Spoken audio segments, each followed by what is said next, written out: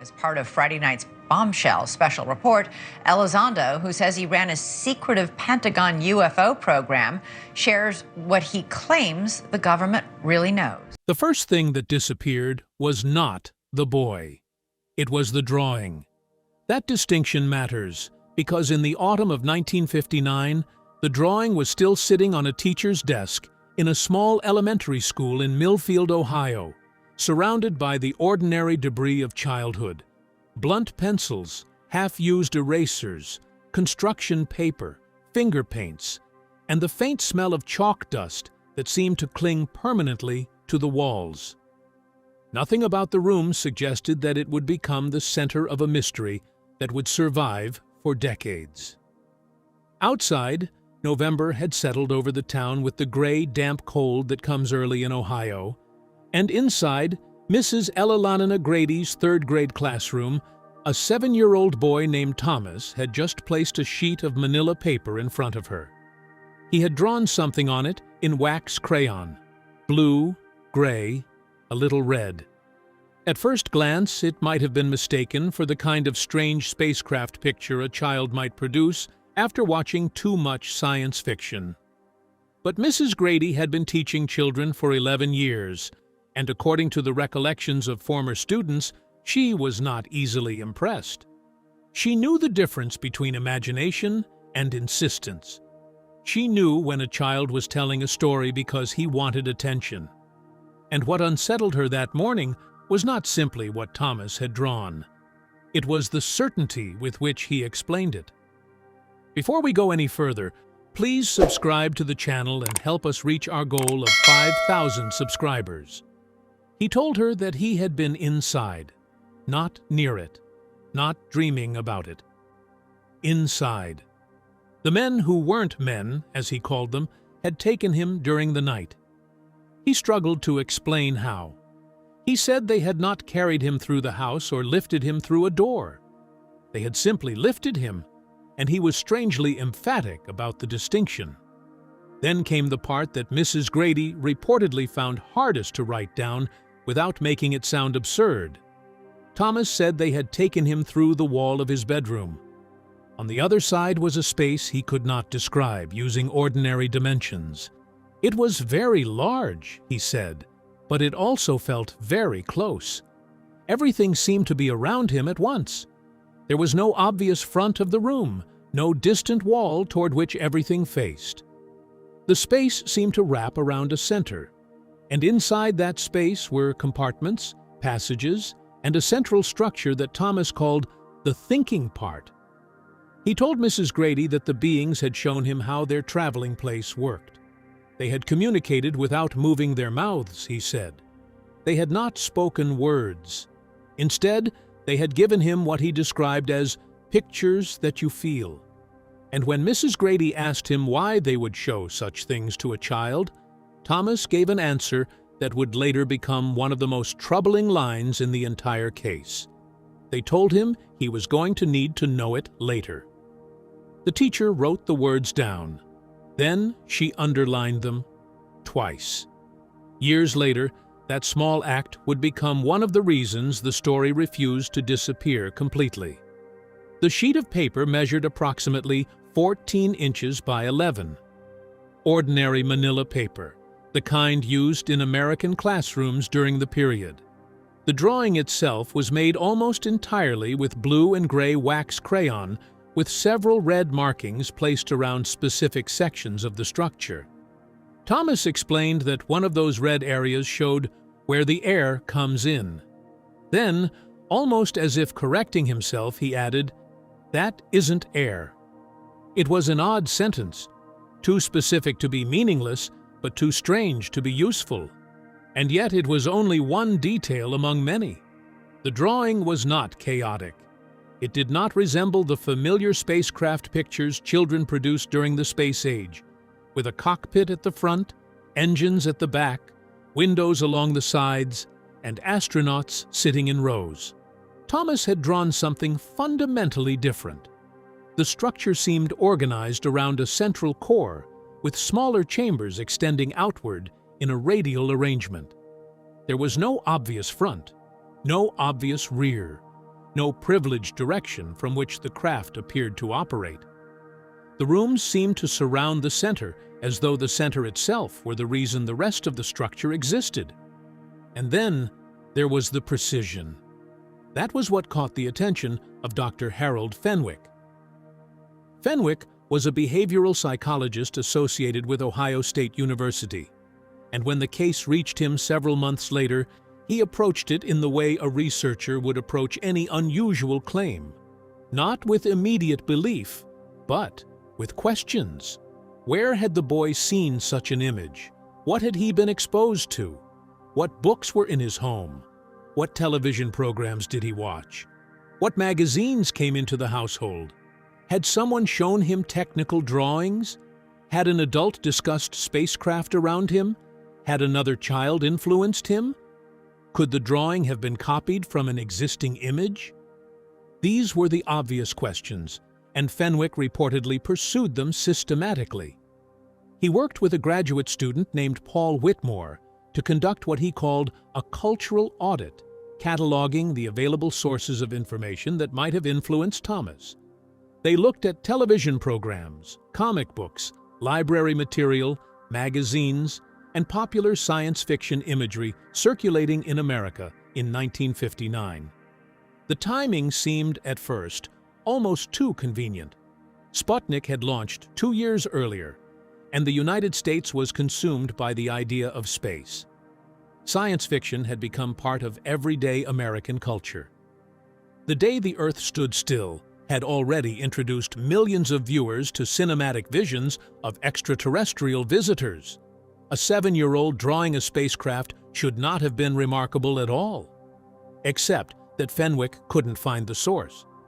The problem was not that Thomas had drawn a spacecraft.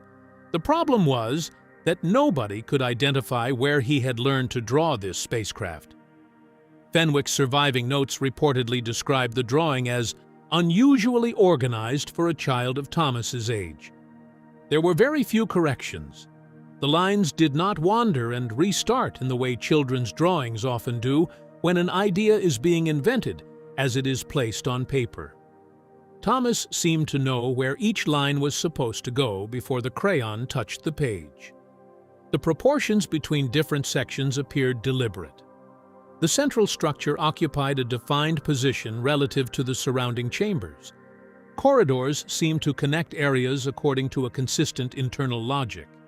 Even stranger, the entire design appeared to lack the single orientation that dominated almost every popular spacecraft illustration of the period. There was no cockpit forward arrangement, no obvious nose, no clear sense that the craft was simply an airplane transplanted into space. It looked as though the structure had been conceived from the center outward. Fenwick eventually wrote a sentence that would become the first real fracture in the ordinary explanation. The draftsmanship, he noted, exceeded what developmental psychology would normally predict for a child of Thomas's age. The spatial relationships suggested either an extraordinary innate ability or the reproduction of something previously observed. Those two words were more troubling than any reference to aliens could have been. Because if Thomas had invented the drawing, then the mystery was one of childhood imagination. If he had copied it, then somewhere there should have been a source, a picture, a book, a magazine, a television program, something. And if neither explanation worked, then the question became much more uncomfortable. Where had the architecture come from? The answer Thomas gave was simple. He had seen it. He had been inside. But even that answer left Fenwick with another problem. Children dream. Children confuse dreams with memories. Children absorb fragments of conversations and images and rebuild them into stories that feel completely real. None of that requires an extraordinary explanation.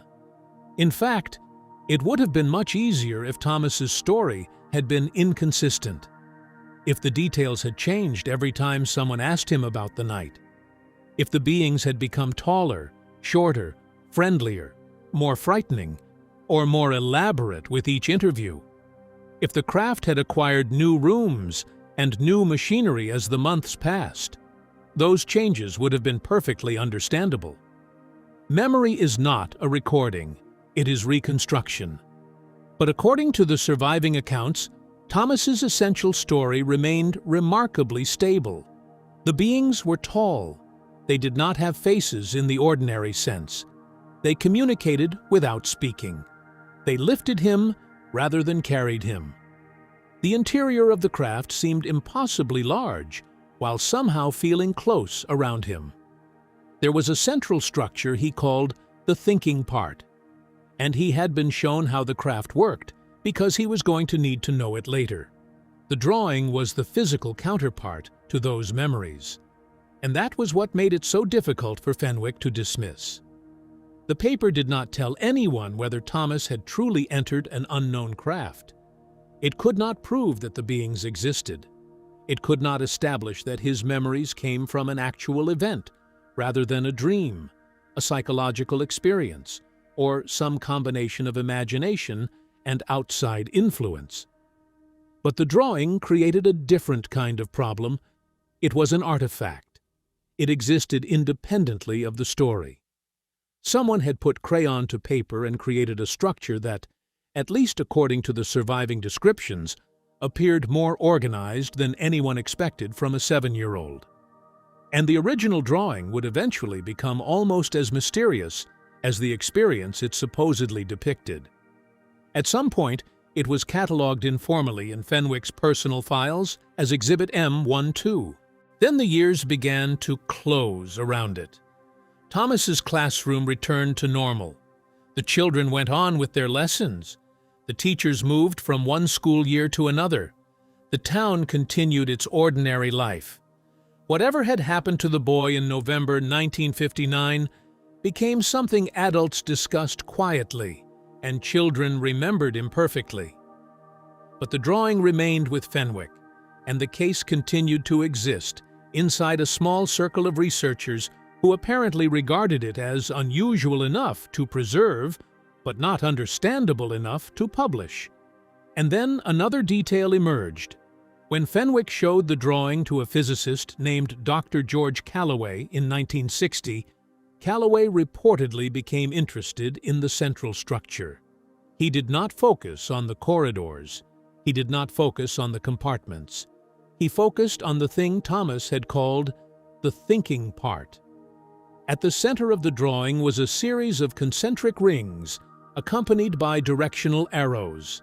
The arrows appeared to describe movement, inward along one path, around the center, and outward again. Callaway reportedly described the configuration as suggestive of a toroidal energy system, a structure resembling the geometry of a torus, the mathematical form commonly compared to a donut. And then, according to the surviving account of his assessment, Callaway wrote something far more unsettling than any reference to extraterrestrial technology would have been. He suggested that the configuration bore a structural resemblance to propulsion concepts that were classified and that he was not at liberty to discuss in the document. If the record is authentic, that sentence changes the nature of the mystery.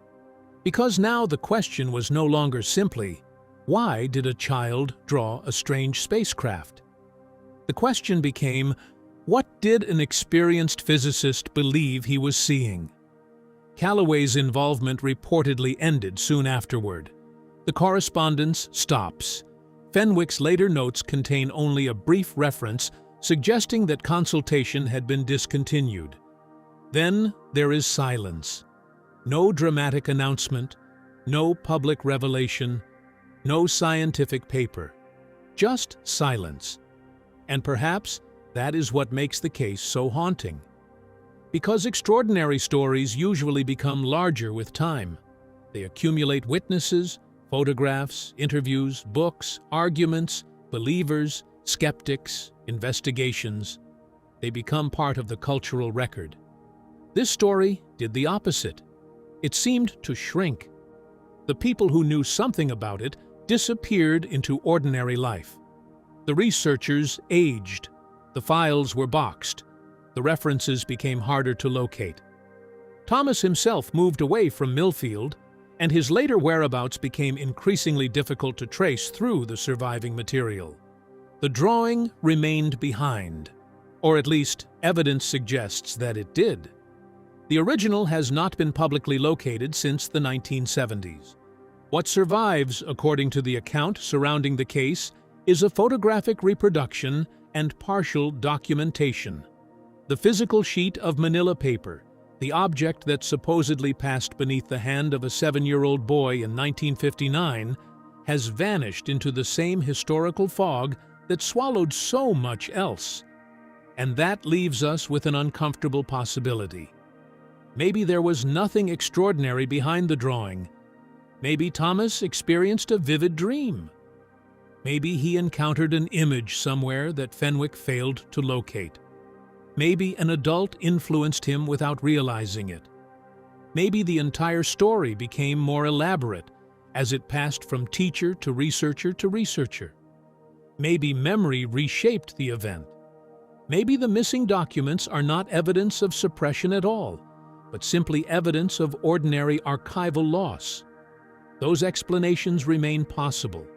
They have to. But they do not make the drawing disappear. They do not explain why a 7-year-old described a space without a conventional front. They do not explain why he organized the structure around a central core. They do not explain why the same conceptual elements would later become the focus of technical interpretation. And they certainly do not answer the most disturbing sentence attributed to the child. You are going to need to know it later. Later. The word hangs over the entire story like a door that was never opened. Because if Thomas was simply describing a dream, then later meant nothing. If he was reproducing something he had seen in a book or on television, then later was merely a child's invention. But if, for even a moment, the possibility is entertained that he was accurately describing an experience he could not understand, then the sentence becomes something else entirely. A warning, an instruction, or perhaps simply a message whose meaning was never intended to be understood in 1959. And that is where the mystery remains, not with the beings, not with the craft, not even with the missing drawing. It remains with the future. Because Thomas was 7 years old when he was told he would need to know. And whatever that meant, the only person who could potentially tell us what came next is now an old man somewhere, carrying memories that may have faded, changed, or disappeared completely. The drawing may be gone, the files may be incomplete, the researchers may be silent, but the question remains exactly where it began on a cold morning in an Ohio classroom with a 7-year-old boy holding a blue crayon over a sheet of manila paper. What did he see? And why, of all the things he could have been shown, did someone, or something, want him to remember the way the inside of a machine worked? The Ohio child continued. More specifically, Fenwick's report notes that the radial chamber arrangement in Thomas's drawing was inconsistent with every popular depiction of spacecraft interiors available in American media at that time. The popular imagination of the late 1950s conceived of spacecraft as cockpit forward, linear, vertical, essentially airplanes or submarines in space. Thomas's drawing had no cockpit. It had no obvious front-facing orientation at all. The structure appeared to function equally from any direction, with no privileged axis of approach. And that is where the problem becomes difficult to dismiss as simple childhood imagination. This was not merely a child drawing a strange-looking spaceship.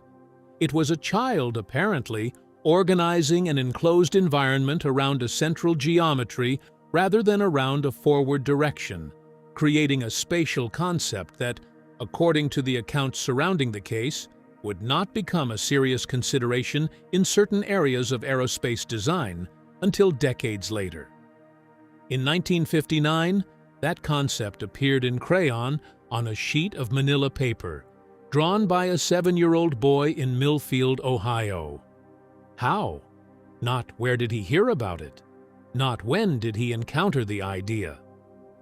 The deeper question is how a child in 1959 could independently arrive at a spatial concept that professional engineers had not yet formally developed. If Thomas invented it, then we are looking at an extraordinary example of intuitive spatial reasoning. If he copied it, then somewhere there should have been a source. And if neither explanation works, then we are left with the question that Fenwick himself could never completely answer. What exactly was Thomas reproducing? I want to focus on one specific element of the drawing, because it is the detail that most resists explanation. At the center of Thomas's radial arrangement, the thinking part, as he called it, was a structure that Fenwick's colleague, a physicist named Dr. George Callaway, reviewed in June of 1960. According to his written assessment, Callaway believed the central configuration was suggestive of a toroidal energy arrangement, a torus, essentially a donut-shaped field.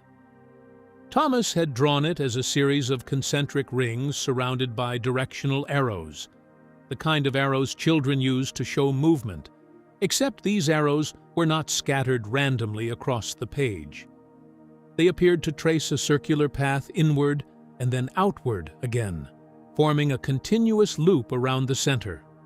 To a casual observer, it might have looked like nothing more than a child's attempt to illustrate motion. But Callaway apparently saw something different. He saw a system. He saw a structure in which the geometry itself appeared to describe a process. And that distinction is important because it meant the drawing was not merely depicting an object.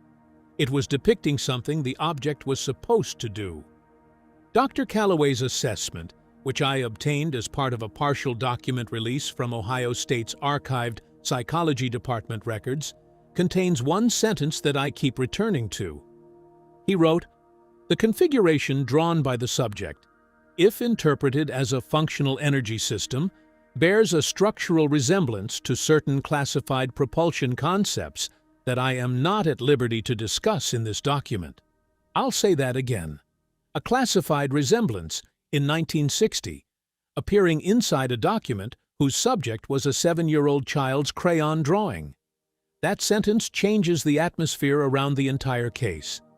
Until that point, it was possible to regard the drawing as an unusual psychological artifact, a remarkable piece of childhood imagination, or perhaps the reconstruction of something Thomas had encountered somewhere in ordinary life.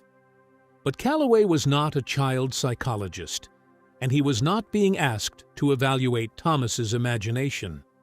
He was a physicist looking at the geometry of the drawing, and apparently something about what he saw reminded him of technical concepts that were not available for public discussion.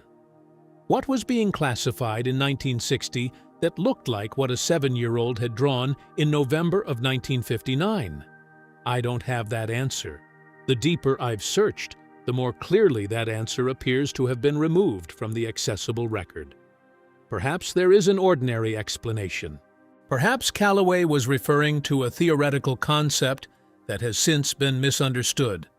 Perhaps the word resemblance has been given more weight than he intended.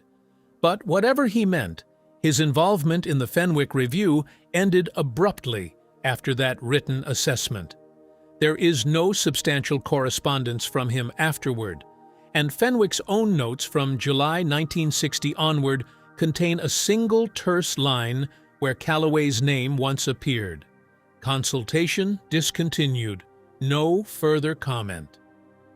The silence that follows that sentence is almost more disturbing than the sentence itself, because Thomas was not alone. That is where the pattern begins to take shape, and once you see it, it becomes difficult to look at the case as an isolated incident. During the course of my research, I identified 4 other reported cases from the period between 1957 and 1963, involving children who were no older than 12, and who, according to the surviving accounts, produced drawings or physical models of unusual craft interiors after describing experiences involving non-human beings. These cases were not connected in any official record. They were scattered across the personal files of different researchers, stored in separate university collections, private papers, and local archives. One involved a girl in Akron, Ohio, in 1961, identified in the surviving documents only as Subject R. Her drawings survived because a local librarian reportedly found them unusual enough to preserve rather than discard. Another involved a boy in Sandusky who was reportedly discovered by his mother at 3 in the morning, sitting alone at the kitchen table and drawing what he called the machine's heart. There was no indication that these children knew one another. There was no documented connection between their families. Their lives unfolded in different towns, under different circumstances, with different adults recording what they said. And yet, beneath the differences in artistic ability and personal interpretation, researchers noticed something that was difficult to ignore. The same underlying spatial vocabulary appeared again and again. 4 cases, 5 if you count Thomas, different children, different years, different cities, different drawings, and yet the same peculiar architecture kept returning. A radial arrangement, a central structure, little or no emphasis on a defined front, spaces appearing to branch outward from a central point rather than extending along a conventional linear corridor, and, in several accounts, some representation of energy or movement concentrated around that center. The drawings were not identical. That would actually have been easier to explain. Identical drawings would suggest copying, instruction, or some common external source. They weren't identical. Each child interpreted the supposed structure differently. The lines were different. The proportions were different. The symbols were different. But the conceptual grammar beneath them seemed remarkably similar, as if each child were trying to describe the same kind of architecture using the limited visual language available to them. I want to be careful here, because this is precisely where a story can become larger than its evidence. I am not telling you these children met. They didn't. As far as the surviving records show, there was no connection between them. I am not telling you that their drawings are identical. They aren't. And I am certainly not telling you that these drawings prove the existence of extraterrestrial spacecraft. They don't. What I am saying is much narrower, and in some ways much stranger. Several unrelated children during roughly the same period appear to have produced descriptions of interior spaces that shared an unusual structural vocabulary. Whether that vocabulary came from imagination, cultural influence, psychological phenomena, misinterpreted experiences, or something we do not currently understand, is a separate question. But the recurrence itself is worth examining. The Sandusky case is particularly interesting because it was documented by a local physician named Dr. Martha Crane, who later contributed her notes to a small informal network of researchers interested in what they cautiously called anomalous juvenile perceptual events. Crane did not claim to know what the children had experienced. In fact, her notes are notable precisely because of how restrained they were. She described the drawings. She recorded what the children said. She compared recurring elements. And in 1963, she wrote a sentence that captures the peculiar position these researchers found themselves in. I have now seen enough of these drawings to believe that something is presenting itself to these children. I do not know what it is. I am not certain. I want to know. Not certain. She wanted to know. That distinction matters. She was not writing a declaration of belief. She was admitting that the available explanations had failed to satisfy her curiosity. I understand that impulse completely, because here's what I can't easily walk away from. The children involved in these cases do not appear, from the surviving accounts to have been simply inventing elaborate stories for attention. That does not mean their experiences were objectively what they believed them to be. Children can experience vivid dreams, false memories, imaginative episodes, and psychological phenomena that feel completely real.